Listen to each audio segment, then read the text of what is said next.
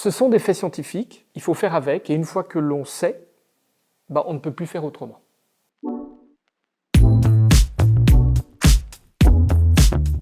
Eh bien, d'abord, je vous remercie d'être ici avec moi aujourd'hui.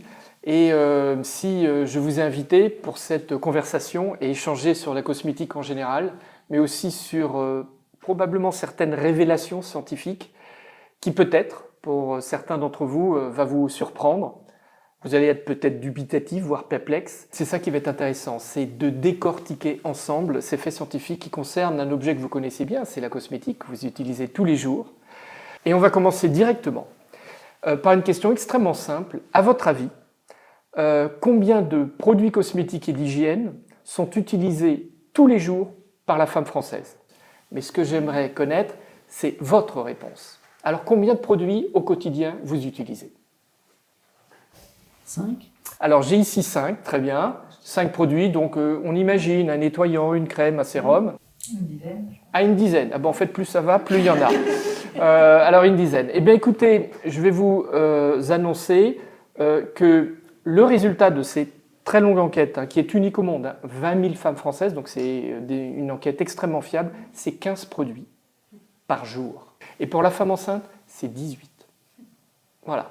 Donc là, c'est le point de départ. Exposition du corps, exposition de la peau assez massive, en utilisant de 15 à 18 produits.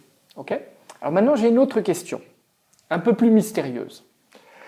J'ai ici donc un vase avec un nombre de billes, et ce que j'aimerais, c'est que vous deviniez le nombre de billes que j'ai dans ce vase. Et après, je vous expliquerai pourquoi je vous pose cette question. 800. Ah, 800, direct. Je dirais une centaine. Alors, vous avez vu la différence, 800 à 100. Donc, c'est dans la fourchette. 400. 600. 600. 350. 350, on a un mathématicien, il est très précis. Eh bien, en fait, nous avons 300 billes. Alors, pourquoi je vous ai posé cette question? C'est, en moyenne, selon nos calculs, le nombre d'ingrédients que vous appliquez sur votre peau et vos cheveux quotidiennement. 15 produits fois 20 ingrédients, ça fait 300. D'accord ? Donc, vous avez déjà une image assez concrète de l'exposition de votre peau aux produits cosmétiques. Avec ces données collectées, on a fait un calcul sur 60 ans de vie. C'est-à-dire, on commence à 20 ans par s'appliquer de la cosmétique et du maquillage, jusqu'à 80 ans, l'espérance de vie en France. Eh bien, le calcul est très simple, sur 60 ans de vie à s'appliquer des produits cosmétiques, cela revient à s'appliquer plus de 500 kilos de produits cosmétiques et d'hygiène sur le corps et sur la peau. Sachant cela, on peut se dire c'est beaucoup ou c'est peu. Et maintenant, la fameuse question, qui est très importante. Si je prends un produit cosmétique et que je l'applique sur ma peau, jusqu'où, selon vous, certains ingrédients vont pénétrer ma peau? Alors, est-ce que ça va rester en surface? Est-ce que ça va aller un peu plus profond? Et si ça va plus profond, jusqu'où cela peut aller? Est-ce que vous avez une idée? Ça pénètre, oui, ça pénètre un peu, je sais pas, jusqu'au derme. Alors oui, alors le derme c'est la deuxième couche de la peau, effectivement, c'est là où finalement pour avoir une efficacité, effectivement, on peut imaginer avoir une pénétration un peu plus profonde que l'épiderme, aller jusqu'au derme. C'est une réponse intelligente et très scientifique, donc bravo. Eh bien, les faits scientifiques sont à la fois têtus et surprenants, parce que les publications nous ont montré que ça va bien plus profond que cela. Au fond, derrière ce geste anodin d'appliquer une crème sur la peau, vous allez finalement faire pénétrer des ingrédients, certains ingrédients, de synthèse notamment, qui vont en quelques heures seulement faire pénétrer toutes les couches de la peau jusqu'à se loger dans votre sang, se retrouver dans votre lait maternel et dans vos urines. Alors il y a notamment une étude danoise qui a voulu vérifier si, lorsqu'on s'appliquait un lait pour le corps, on pouvait retrouver notamment certains filtres solaires de synthèse. Eh bien, figurez-vous que dans 100% des cas, après 2 heures après application, on retrouvait l'intégralité des filtres solaires qui étaient dans le lait.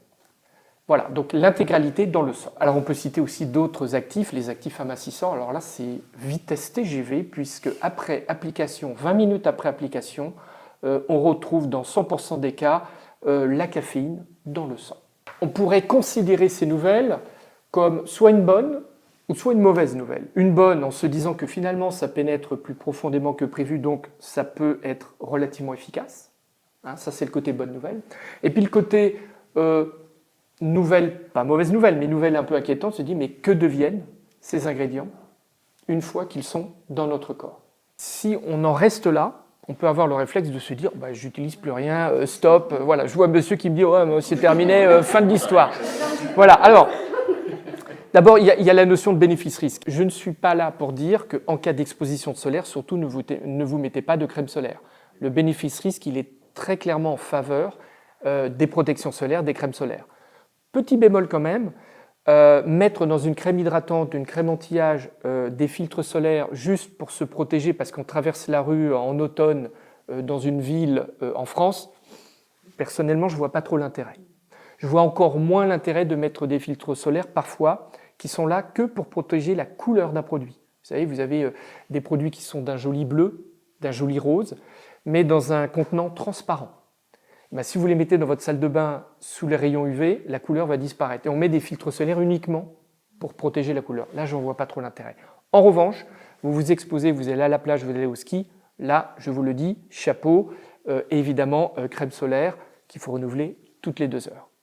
Alors, si on revient à ces révélations que je viens de vous faire, est-ce que vous êtes surpris de ce que je vous ai annoncé, du résultat de ces publications? Vous êtes surpris pour la plupart? Pas tant que ça. Alors, au fond, si on y réfléchit, est-ce que c'est si surprenant? Si je fais référence par exemple aux patchs de nicotine, nous nous appliquons des patchs de nicotine, l'objet des patchs de nicotine, c'est finalement diffuser à travers le corps de la nicotine. La même chose pour les patchs aux œstrogènes. La même chose pour les produits chauffants, vous savez, pour les sportifs.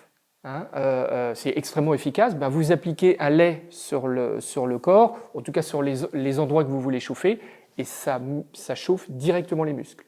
Donc au fond, ce n'est pas si surprenant. Ce sont des faits scientifiques, il faut faire avec, et une fois que l'on sait, ben, on ne peut plus faire autrement. Alors, une fois que l'on sait que des ingrédients, notamment des ingrédients de synthèse, ont cette capacité à pénétrer toutes les couches de la peau, une fois que l'on sait que la grande majorité de la population, les femmes en particulier, mais aussi les hommes et aussi les adolescents, sont tous touchés par cette bioaccumulation d'ingrédients issus de la cosmétique. Une autre question se pose, et je dirais même s'impose, c'est quels sont les effets de cette, entre guillemets, colonisation des ingrédients dans notre corps sur notre santé? Eh bien, cette question que j'estime majeure, je vous propose de l'aborder dans une deuxième discussion. Et nous allons voir ensemble que certains scientifiques ont investi dans des recherches très poussées pour répondre à cette question qui aujourd'hui nous concerne tous.